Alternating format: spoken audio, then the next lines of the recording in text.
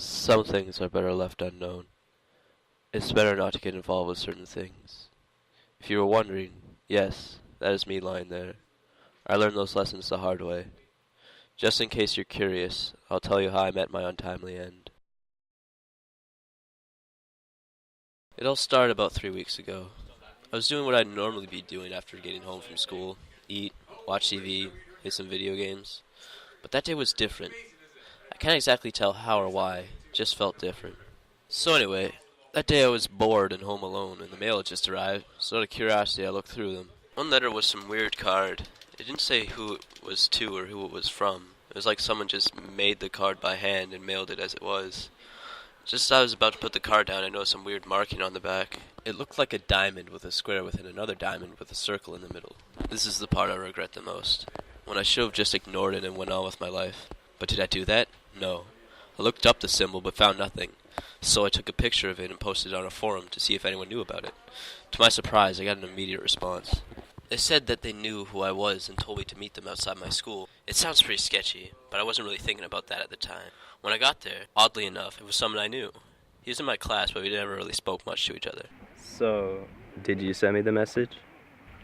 Yeah, So, what does the symbol mean? it's the mark of the Syndicate. What's the Syndicate? You don't want to know? Come on, tell me. They control all the crime in the city. Drugs, robbing, murder. Barely anyone knows about them. The worst part about it? They kill anyone who finds out. You're joking, right? So what we both done right now is gonna get us killed.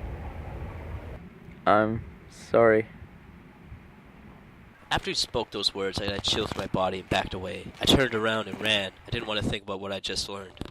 Fast forward about a week and a half later. Nothing around me had changed, but I had become extremely paranoid. I decided not to leave my house anymore. I didn't care. I wanted to be safe. I spent most of my days sitting at my computer and watching outside my window. I couldn't eat. I couldn't sleep. I knew that if I did, they'd catch me off guard and kill me. I didn't want that. I didn't want any of this. 7 days after that message, I received another. This time it was from Michael, and in all capital letters his message read help. I didn't know what to do. If I went out to rescue Michael, they'd get me too.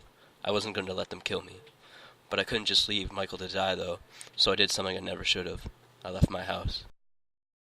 While walking, I saw someone at the bus stop near my house.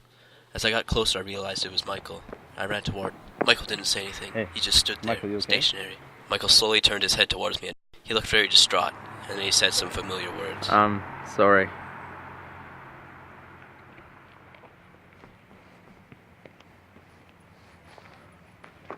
I immediately ran straight to my house.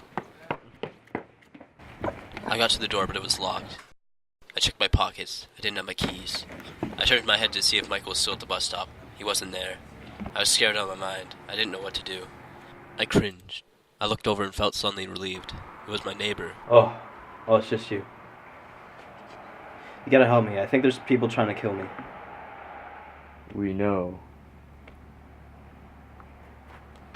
Any feeling of safety and relief that I had that moment was crushed.